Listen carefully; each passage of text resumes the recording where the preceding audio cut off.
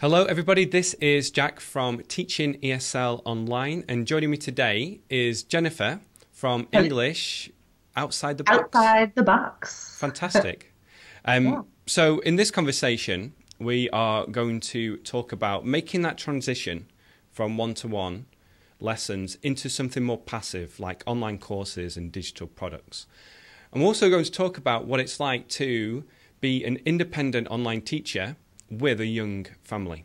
So we're going to get started, Jennifer, with how you got into online teaching. Yeah. So tell us about that. So online teaching came from teaching in a classroom, and even the teaching in a classroom and teaching English was kind of interesting because my career path, through high school and college started off being psychology. I was on track to do like a PhD in like therapy and psychology and whatever. And I got really into a science of speech pathology, like the how you communicate in my final semester of college. So I'm like, this is it, speech pathology. Like I'm going to be a speech therapist, So when I graduated, I thought, okay, I have to go back to school and take the lessons for this and, get all of the prerequisites to then get my master's. And I'm like, but I need a break. Let me go travel for a little bit. Well, travel changes lives. So I moved to live and work in Australia, and I met my now husband, who's Brazilian, and we ended up moving to Brazil, and I kind of got into teaching there and came back and was like, okay, so I'm going to get back into speech pathology maybe. So while I'm looking into that, let me just get a job at like a language school. And then boom, it just became my calling. And so I worked at a language school for 3 years, and towards the end, as I really kind of found myself as a teacher, I really felt the restriction of a school's curriculum, school's materials, and the fact of who I was able to teach in that classroom of 15. And I was teaching in San Diego, so a huge part of the kids or students in that classroom were really not there to learn English. They were there to be in San Diego on holiday. So the motivation, it was just, I wasn't like vibing really well. And so the start of English Outside the Box was really one night, 10, 11 p.m. And I'm like, I think I can do this online. And I started on Italki, like I made a platform and got a couple of lessons and was like, oh, I could really do this. And then I fell into the thought of, why am I paying commission when I could be doing this myself? And then I created Facebook and Instagram and my blog. And well, the blog kind of started in the classroom. I used it as a way to engage students outside. But yeah, so then that was kind of the start. And that was, I think I made my Italki profile in like May of 2014. So yeah, so that was kind of the start. Right. So that explains that, because I've been following you for a while on Instagram. Yeah. And I've seen you talk Portuguese very well. And I was Obrigada. intrigued to know how you picked up those skills. So you went to Australia, you spent some time in Brazil teaching English, and then you said it was like one night you just decided to do this by yourself. Pretty much. It really was like a night thing. I created that profile. I think maybe that weekend I like made an introduction video, and over that one night it was like that. And so I am fortunately and unfortunately I want it done yesterday kind of person. Right. And so I think within that first week, I got my first website, and it was like through GoDaddy, and I did like the GoDaddy page builder. So the website it worked, but you know what I mean? And that's kind of how it started. And yeah. do you remember that feeling of that night when you're just starting out, creating your first website and just deciding to do it? How were you feeling in that moment? Oh my God, like unsure, excited, like, is this going to work? Am I going to be able to do it? Is this going to be, I don't know. I have so many mixed emotions. I don't think I could say like one emotion, but really, really exciting, because it was just the thought of who I'm going to be able to reach and what I'm going to be able to do now just felt infinite. And so that was a really good feeling. And do you remember any frustrations from that early stage, any obstacles that you hit? Oh my God. Yeah. How long do we have? How long is the conversation? So I think student expectations and not knowing your limitations in the beginning. And I think in the beginning, and I think it's something that would be necessary. I mean, I'm not sure if you kind of tell new online teachers this. There's that period of just starting out of any business to where you don't have clients, you don't have anybody, but you have this service or this skill that you want to give, but people don't know that. People don't trust it because they've never seen it. So you do a lot of stuff for free, you know, to kind of like get your stuff out there. And YouTube videos could be seen as this as we grow and everything. But so it was kind of that balance of what am I giving and then what am I getting, and then kind of creating that student expectation. Fast forward to 3.5 years later, I think there's still a lot of that online teacher expectation that students don't really understand. Yep. Right? Definitely. And it's kind of like, you're doing this online, this is a hobby or something, you know, but it's like, oh, no. This is my livelihood. Mm-hmm. Like, this is our job. So I think that was kind of the biggest and most consistent obstacle through it. Would you kind of agree as a... Yeah, I think that is such a big part of it. And I know other teachers definitely struggle with this too. And I sometimes go through phases where I'm like replying to Instagram messages and I'm replying to Facebook, you know, inbox posts and thinking this is great. And then suddenly somebody asks you a question that's, you know, a little bit rude. The expectations are very high on their part. And then if you just say, I can't do that, then they ask, why, you are this, you are that. And that's when I start to get a little bit, you know, I wouldn't say down about it, but just not as excited about interacting with people on a one-to-one basis. I think that feeling is, you described it perfectly. I think that's a consistent feeling because I've heard this a lot. But in terms of the beginning of the business as well, I think the same obstacle for online teachers as any business of that initial period of growth and, you know, that fine line of, okay, is this going to work long term? Is, you know. Yeah. Yeah, because I feel like we're always looking for validation as well when we're starting out, to think, oh, well, I haven't got a student yet, so therefore this is not going to work. But setting expectations is important. And I've talked about how starting out anything like this, you have to like earn the right to gain some momentum. And it's like pushing a rock up the hill at the start. Yeah. Where you don't feel like any momentum's being gained. But if you keep at it, then things start to really, really flow. And I've heard this before of other, you know, through other people. It's super cliche as well. But if starting to teach online was an instant overnight success and you were making millions of dollars the first week, I mean, everyone would be doing it. And I think that's any online business, any entrepreneur. You know, if it was easy, everyone would be an entrepreneur, but it's not, and not everybody is. So, yeah, we'd all have six packs. We'd all, you know, if like exercise was easy too. But that's great. So when did you start gaining your students, and how did they find you initially? Facebook was really the first social media platform, the first my own self-marketing that I got my first student. And it was actually an old student that I used to teach in school.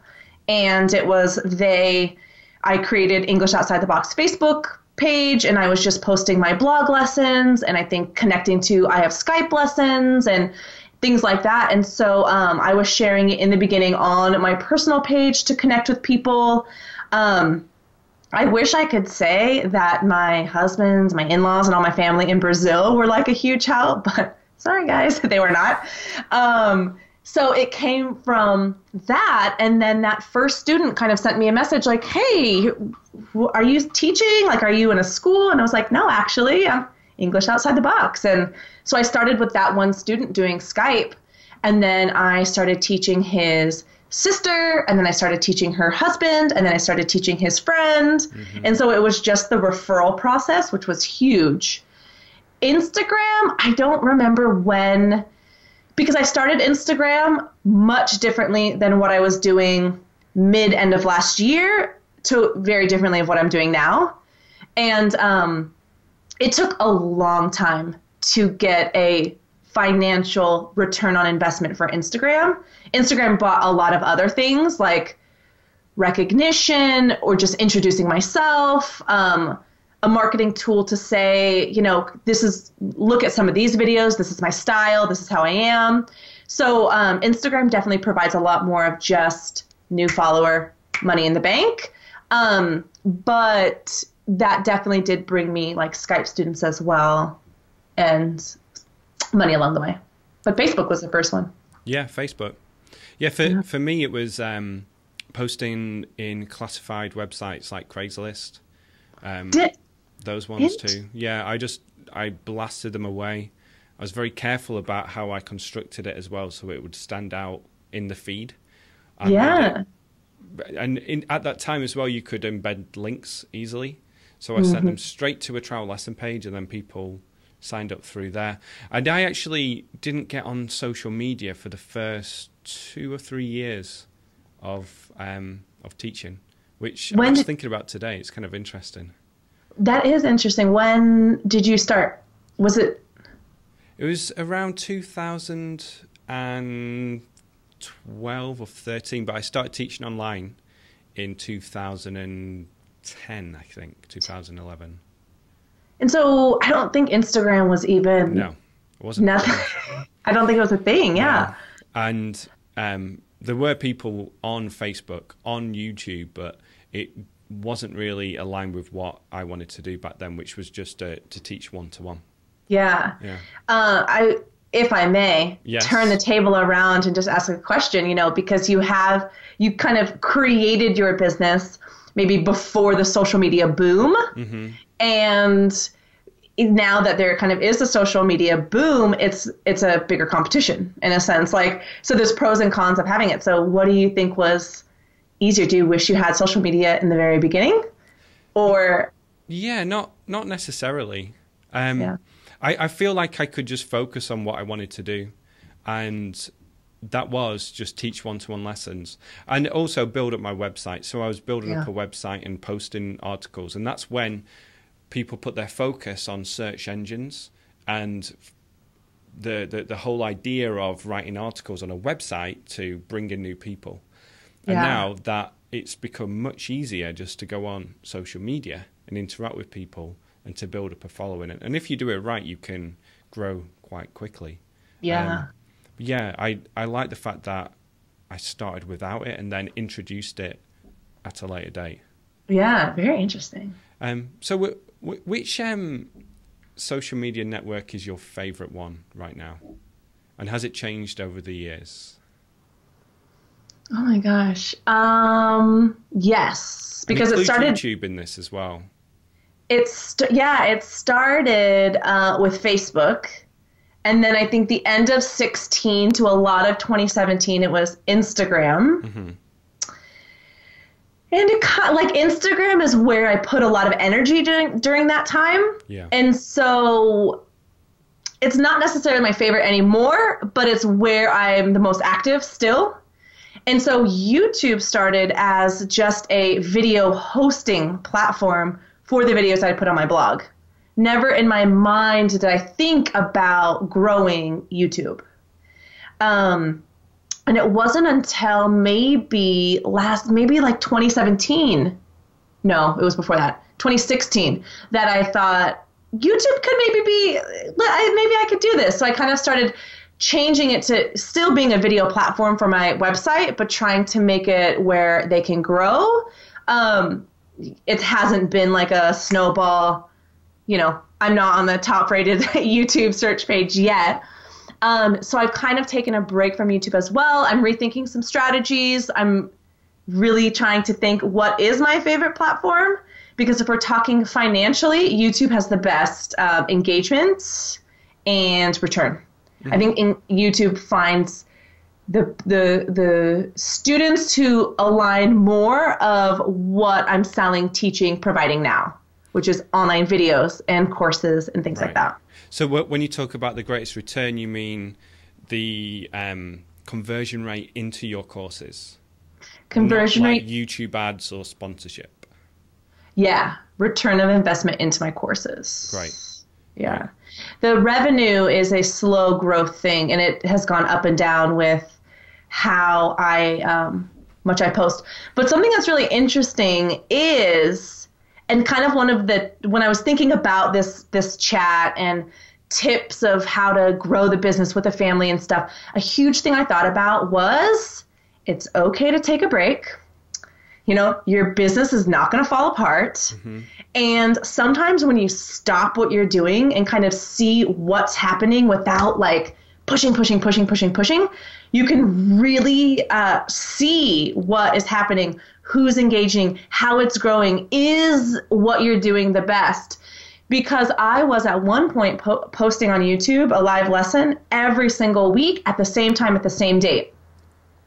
And the growth was there, but it wasn't anything like astronomical. And I stopped because it just wasn't working for my family. It wasn't working for our schedule. And my engagement, my following, and my ad revenue has increased over the last 3 months than it, doing basically nothing, than when I was like hustling and posting videos every day. Yep. And so that kind of allowed me to think like, all right, so maybe that wasn't the best strategy. Now it's really time to take a step back and like reevaluate and think. And, having the flexibility, the confidence, and the ability to kind of let go is important, I think. Wow. Yeah. Very similar. I was doing a live lesson every week, and I found it was like the hardcore audience that those people who were watching, but it never really branched out to anyone else. Mm-hmm. And also, I took a little bit of a break over the Christmas period and started posting one video a week. And like my watch time has doubled in that time. It's just taken off.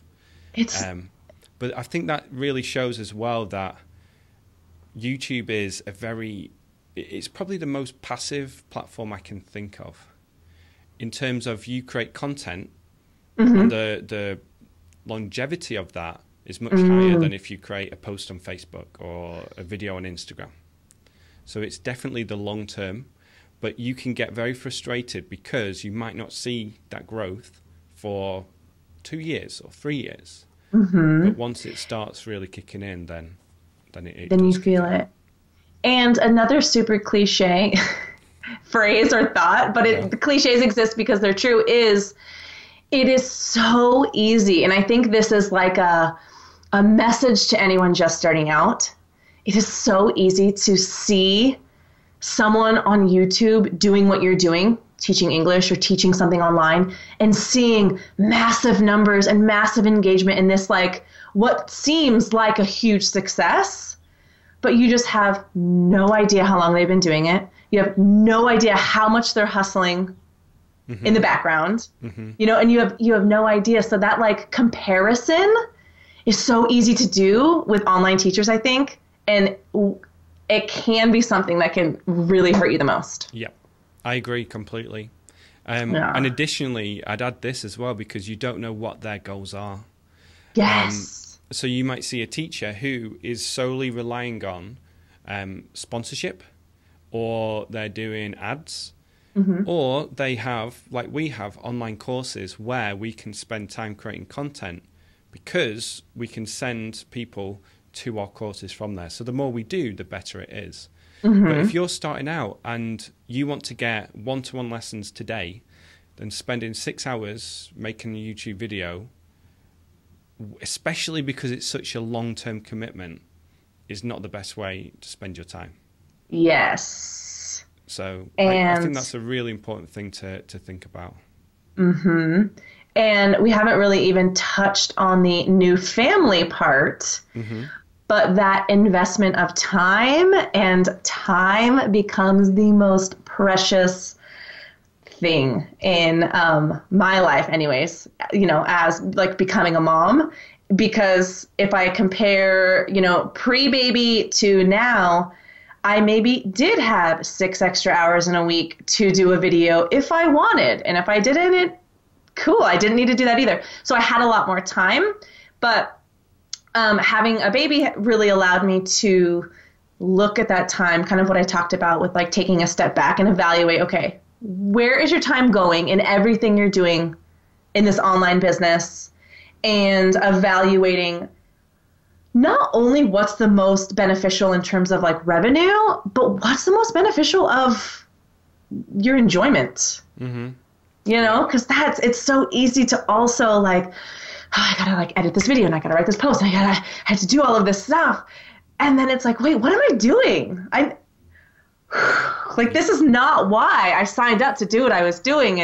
And sometimes that's really easy. And I think it's easy to fall into that trap as well of forgetting your goal. Yeah. And like aligning with what you want and what you're doing. Definitely. So let's go back a little bit. So you got to the stage where you were teaching full-time, one-to-one.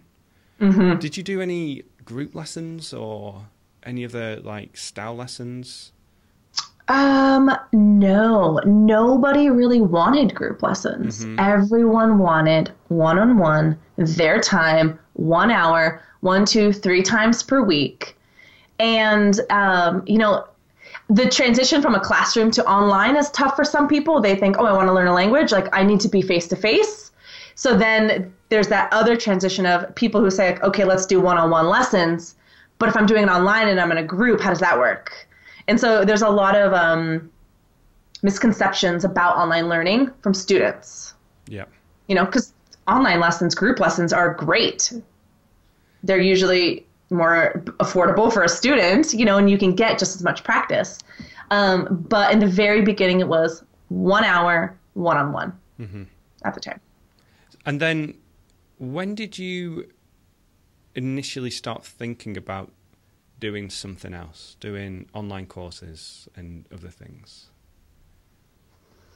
I don't really have an exact date. I think the first course I put on Udemy, and maybe it was the end of 2015. I should have gotten my numbers, so my dates aligned. And could you explain Udemy for those who don't know what it is? Well, I don't use it anymore. I don't what know what platform is it? Is it like... So Udemy is a place where you can create online courses. And it's basically an online course hosting platform. Mm-hmm. And, you know, when you create your video, there's different levels of control, I guess you could have, of, is it just yours? Are you just the one marketing? Are you sharing the link? Or there's Udemy affiliate where maybe they will share. And so it's basically a place to host your class. But for me, as I was continuing to grow, I didn't like that. I think I took it off of Udemy when I saw a Facebook sponsored post of my course at like 80% off the price. And I'm like, what? Because I was in the like Udemy affiliate thing. Just starting out, that 80% off would still be financial return and it would be really good. But again, as you grow, as you kind of rethink your goals, things like that change. And I didn't want my product to look like it could be 80% off. Yeah. But yeah. That's the biggest reason why I didn't start with Udemy, because they... You know, you have, let's say, a $200 course, but then it's in the Black Friday promotion for $10, which, if it gets some kind of recognition and it's on their discovery page, can do quite well. But it's you think about how you might send someone from your email list to buy the course for $200, and then they see 2 months later, oh, now it's $10 on Udemy, and their big thing was discounting huge prices. Yeah. And the return rate for those ones, like the percentage that actually went back to the teacher of that 80% off was also really small. I don't remember what the time was, but yeah. And so that was a huge part. Was I started promoting it to my list as I was growing my list, and I had a hard time justifying that. Mm-hmm. I felt unfair almost. So I ended up taking it off and kind of doing my own thing. But my first one was the pronunciation course for Portuguese speakers. And I have kind of changed and updated it since then. but it's just super niched because I speak Portuguese, and it was a really good starting off one because it was small and everything like that. Yeah. And how did you manage to keep your full-time schedule while building this course? So this was all pre-baby. So that's very important to know because it's a lot of free time. A lot of free time. So I had quit my job, and online teaching became my full-time job January of 2015. So that was really what I was doing. And in the beginning, and sometimes still now, if I'm doing a new launch or kind of something special, I will work a lot. I'll work longer than like 40 hours if I was just going to a school, teaching, and coming home. But it was late nights, it was weekends, but the feeling is different. When it's your own, I think it's if I wake up early on a Saturday to create some course, it's not like, oh, I'm going to work on a Saturday. It's like, I'm recording today. So it's such a different feeling that, of course it's work. Sometimes it feels like it, sometimes it doesn't. Yeah. But yeah. Definitely. Yeah. I did something similar where I was teaching full time, and I did up my prices for new students, which allowed me to reduce the number of hours, but it was only in a small, probably teaching 3 to 4 hours less a week. But then it was like what people call a side hustle. So you're doing your full-time one-to-one job and you're maintaining that, but then you're doing something on top of that, which gives you the ability to then cut back your teaching hours once you launch the course, and then you bring in money, and then you can start reassessing from there. Yeah. So Udemy course, what did you do after that? Did you put it on your own website? Did you create other courses? I then created a couple other courses. I created a collaboration course at one point with another teacher, and I put it on my own website, my course at first. But then I ran into the issue of it was really hard to do affiliate stuff, and affiliate marketing and affiliate sales is huge on both sides. Connecting with someone else who wants to be an affiliate for your stuff to sell is great for us. And then, if I don't have a course for blah, blah, blah, and someone else does, offering that to my list, affiliate marketing is so helpful, I think. Collaborations and things. So on my own site, I ran into issues, and then it was researching affiliate programs, and it was another expense and stuff. So I ended up moving all of my stuff to Teachable, and I'm still on Teachable. I use Teachable and I enjoy it. I have a podcast as well, English Across the Pond. So that was kind of another side hustle that I was doing and I'm still doing. And we use Gumroad for that. And so Gumroad is a subscription digital product.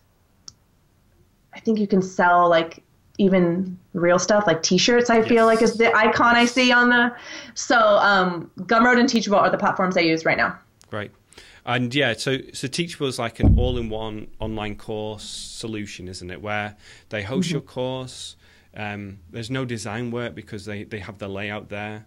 There's an affiliate part of it, the checkout page, even email marketing is part of it, which I don't know if you use that part, but... I don't. No. Because it's there. You can send out mass messages, but you can't really track it like you can through ConvertKit or MailChimp or whatever is used. Yeah. It's there.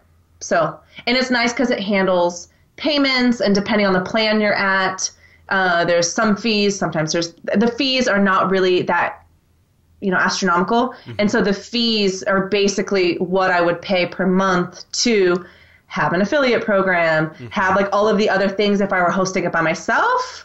But now it's just kind of a one-stop shop, and it's super easy to use. There are limitations, but I think there's limitations with everything. Definitely, yeah. Yeah, and a good way to think about Teachable and Udemy is more of they have their database of customers that they push out to different courses, and they're in a little bit more control about your pricing and the way that your course is presented.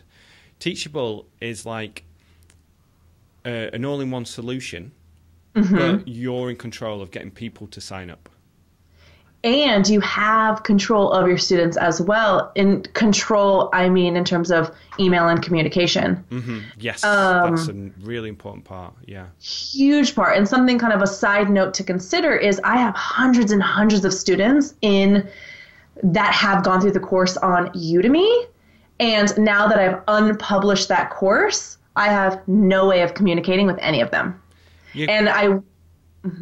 No, I was going to say the only way you could communicate was through a mass email, right? Like once a month on Udemy? There was limitations on how much you could do. You could not have like external links to go to another page. Like you couldn't, like in the terms and conditions, you couldn't put a link to sign up for your own newsletter.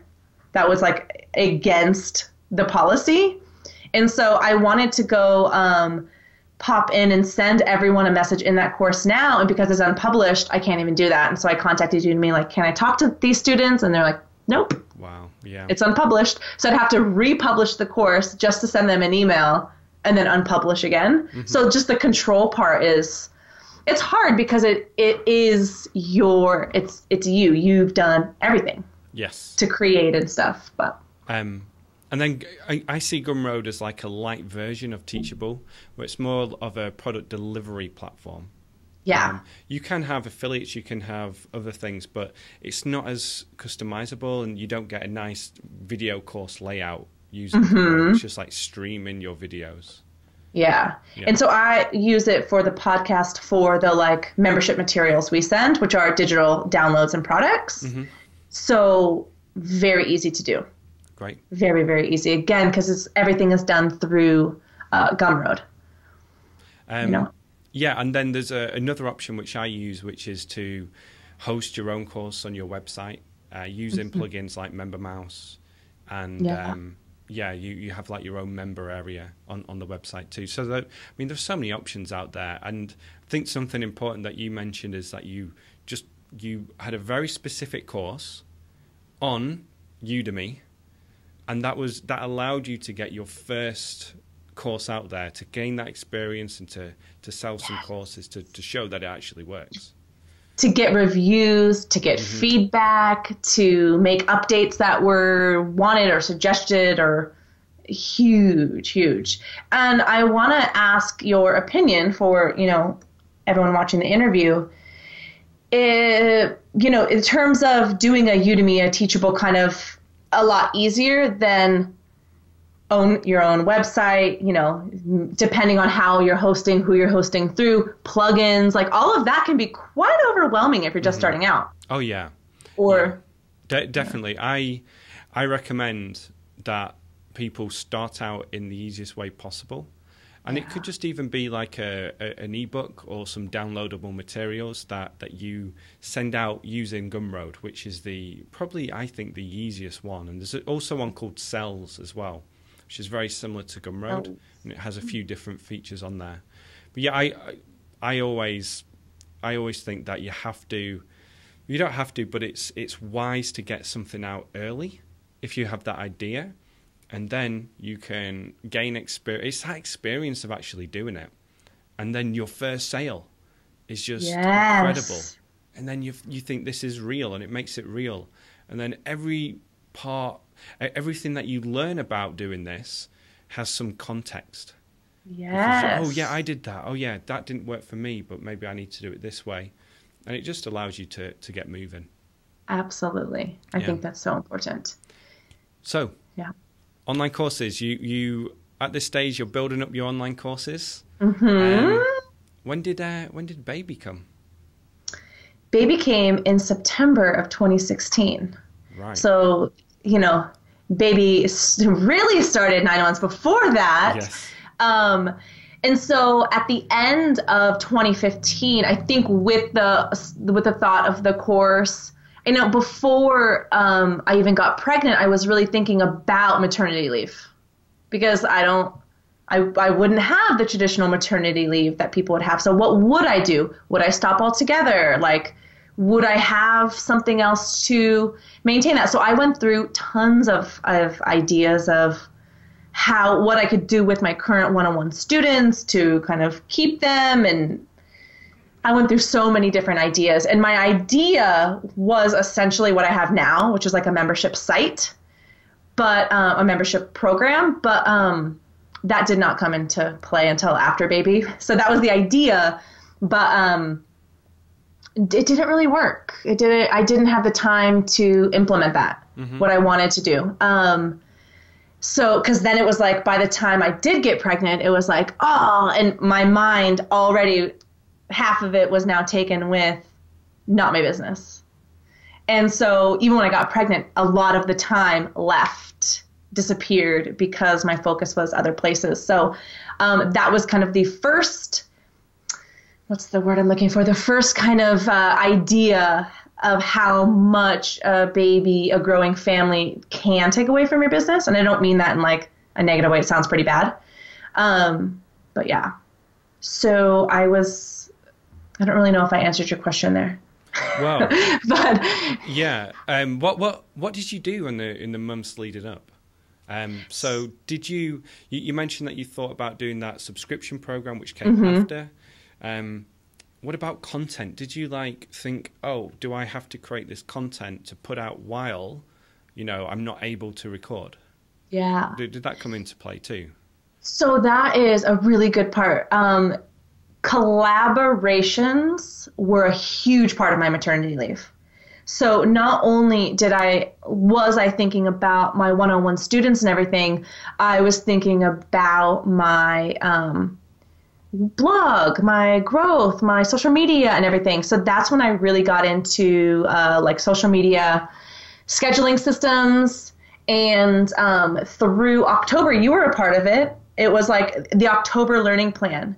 And so I created this system. Do you remember? I do remember now.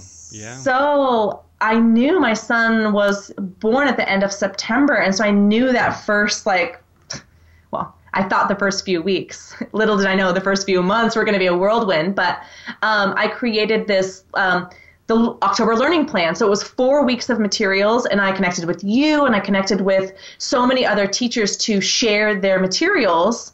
And so I didn't need to create so many materials as much as I was doing. I actually ended up giving more materials to my audience while I was on a break, because I was sharing your content, I was sharing other people's content. And then at the same time, you were sharing that with your audience as well, because you were not only hey, you got the chance to share an old blog post to, get engagement back for it.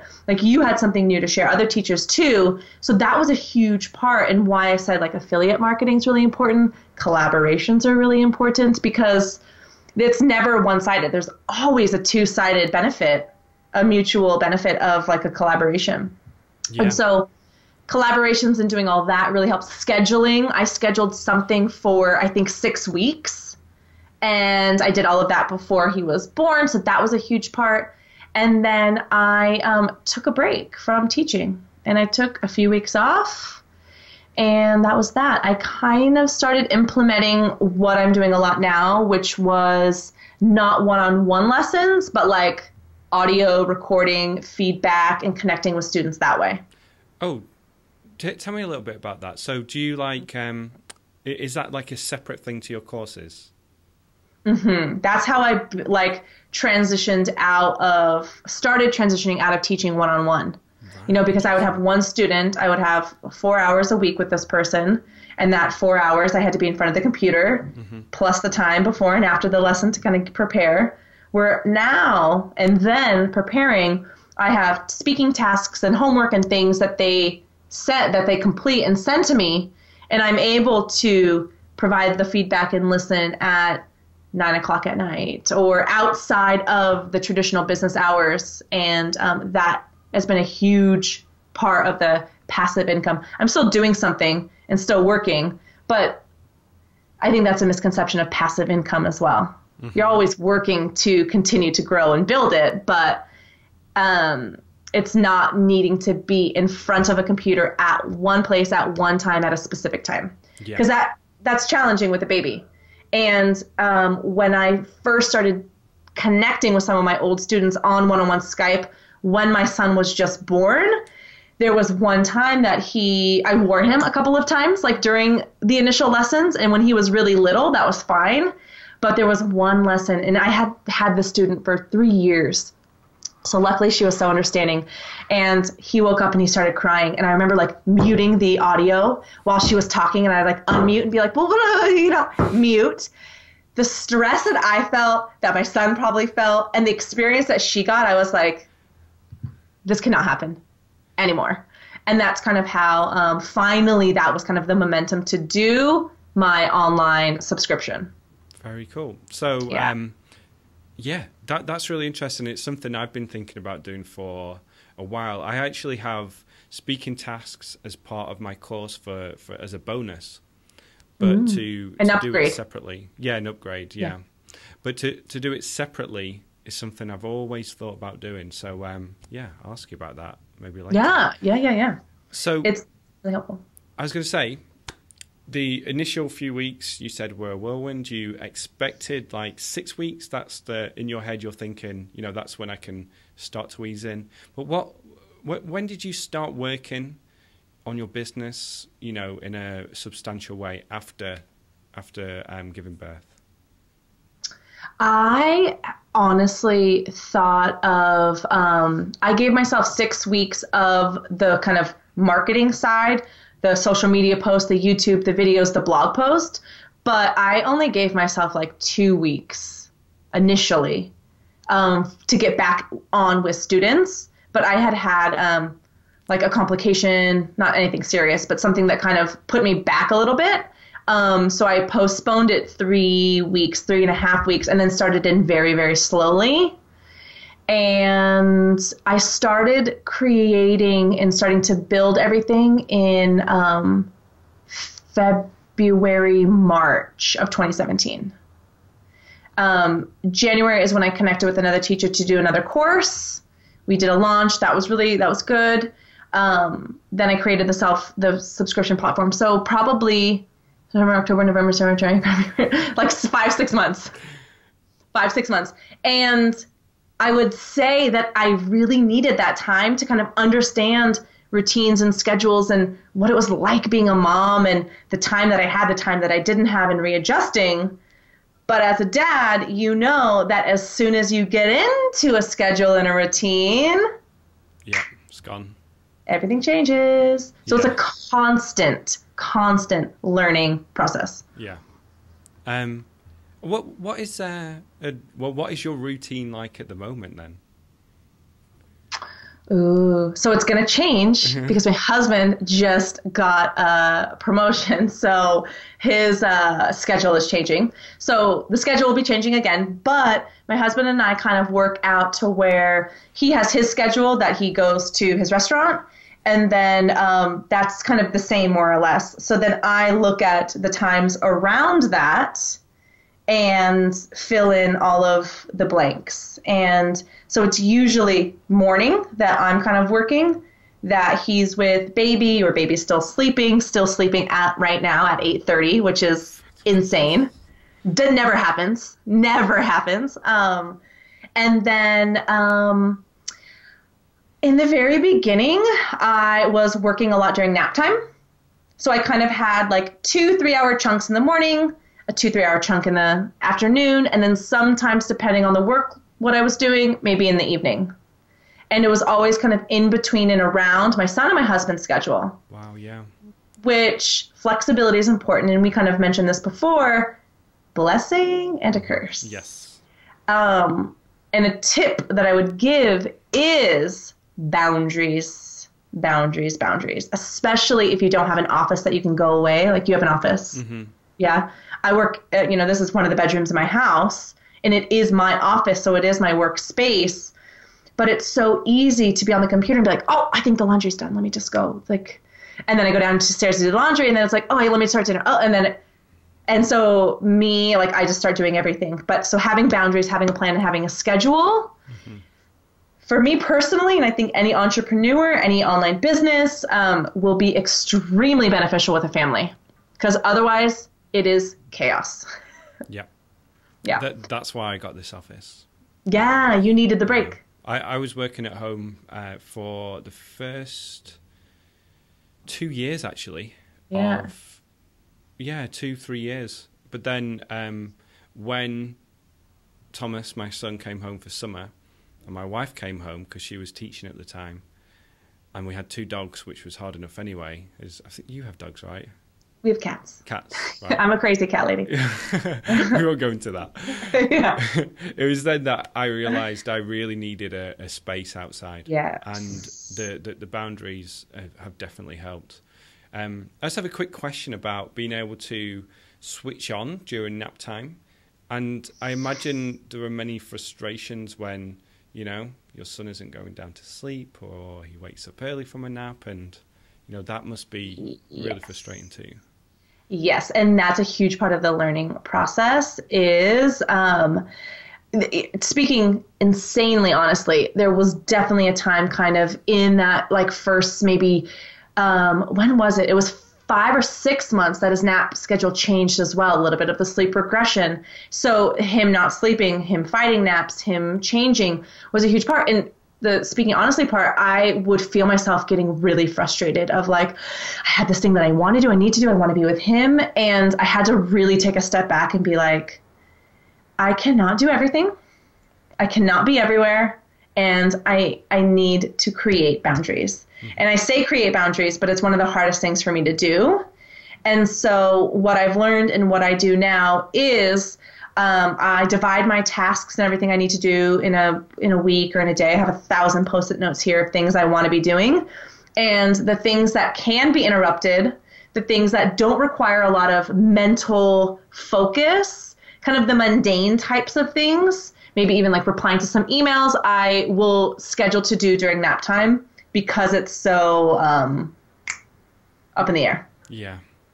And so then that had allowed me and has continued to allow me to sit in and go into that time with a mindset of I may or may not be interrupted, but it's okay. Yeah. Because this doesn't matter. I can come back to it later. I can be interrupted. It doesn't matter, where the mornings and sometimes even the evenings, I do really well at both times, depending on the sleep the night before or whatever. And I'll use the morning or the evening to really do the mental content creation and stuff. Batching is huge. I don't know if you batch. That's my goal for this year. Batching is insane. We my podcast partner and I batch podcast episodes. I batch content when I do videos. I batch all my content for my subscription. And that makes it so much easier to have one day that you do that. And then editing is one of the things that can happen during nap time. I can come in, I can stop and everything. And it also, a secret tip to batching for marketing is you now know what you're selling, what you're creating, what you're giving. So then you can schedule posts in advance. So not only do you market all your stuff in one day, you create your schedule of what you're going to be selling, giving, providing into the future as well. Yeah. Is that why you want to batch? Well, yeah, I want to get ahead as well with the schedule and to be 6 weeks out with the main content. I might add to it here and there with Facebook Lives and YouTube Live, but to have the videos that I've made to go out over a set time. And I did that before I went away for Christmas. I got about 4 weeks out, and it was just fantastic just to think, okay, that's done, just press publish. Yes. And I enjoyed it. And it's the same, I'm looking at the long-term view. I'm taking into account holidays from my son's school, trips that we're going to take, and then building, launching things the week or 2 weeks before that. So then I'm taking a break after doing a big project. Yes. And that's my goal for this year, to be more organized with it, and to be more, instead of just I'll just launch this next week, to have a bit more of a schedule. And I think it just helps. I think for me personally, it helps with sanity, focus, and most importantly, productivity. Because having that schedule, I know guaranteed I can complete X, Y, Z instead of I'll try to do it this time and then something comes up. And there's time for ourselves that we want to. Not only, time to be a parent, time to be an entrepreneur, but there's time to be Jennifer and be Jack. And without a schedule for our family, that's really hard to have and get if it's not kind of in the week or month's program. Yeah, that's so important. Mm-hmm. So we'll finish up by talking about your goals and plans for this year. Do you have anything in like the immediate future? Do you have any kind of project that you've been thinking about doing and might do this year? What you planning for this year? So I really want to continue to perfect my subscription. Because I have just recently added a couple of I hired on a new teacher to join. I added a couple of new ways to connect and have conversations for the members. And so constantly trying to think about how to make this the best online course for, my students, because there's a lot of us online teachers out there, but I think it's important to remember that although it is competitive, somebody that connects, our differences are obvious, British and American English. Maybe someone does not want American English because they're living in Great Britain. So I am not the right teacher for them. You are, or vice versa, right? So, making the best course for my students and my audience, and retreats, like a retreat or a live event, a live workshop is a goal in 2018. And I'm going to Brazil in May and kind of starting to see what it would be like to do something, kind of trying to connect with different people and put things together. And I've never really done a retreat before, or an online or a real live event. And so probably a learning experience for that this year, testing stuff, doing something small. Yeah. I've talked about doing that this year too. I feel I need to get more. I mean, to think about doing it in quarter 1 would be completely overwhelming. But thinking about doing it what? In the first quarter of the year. But that just goes back to the batching and getting ahead and getting to a stage where you can do something like that. Yes. Or you have the mental capacity to even think about it. Yeah. Yeah. That's huge. That's huge. Yeah. Well, we can talk about that. Yeah, definitely. Off the record as well. Off the record. Yeah. So, if teachers are watching, where can they follow you and where are you at the moment so they can, look at your stuff and check out your lessons?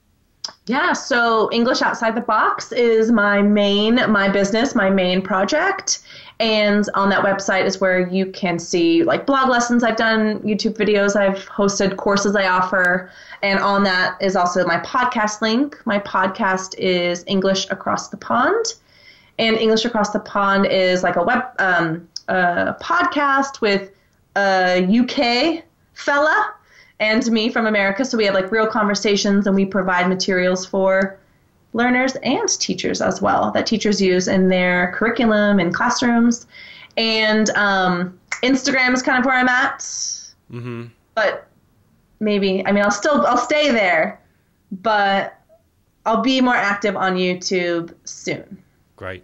Fantastic. Well, it's been great chatting to you and learning about your story, and it's great to get your insight into going from 1-to-1, how you got started, the frustrations you had at the time, starting a family, and just constantly evolving, throughout this whole process. So thank you so much for being here. Yeah. Should we do a review of, if someone doesn't want to watch the whole thing, we can do hey, review at the end of your tips. So I would say plan. So even if right now when you don't have a family or you don't have time and you think, I'm an online teacher because I don't want to have a plan or a schedule or I want flexibility, I think plans will be your best friend. Plans will help you batch. Batching will save you time, will give you more breaks. It will provide you with more marketing material. Definitely prioritizing and thinking early about what you can do and how you can move from one-on-one lessons to passive. And of course, that's through creating a online course. It's through creating a digital product. You mentioned an ebook, something super similar. It's creating a subscription thing. And it's thinking, and I would say really asking your one-on-one students what they want, what they need, and then using that feedback to create something that would work for them and for you. Perfect. That's my tips. Yeah, great. Great summary. Thank you. Okay, so I'll speak to you soon. Thanks for having me. Bye, Thanks. guys. Bye-bye.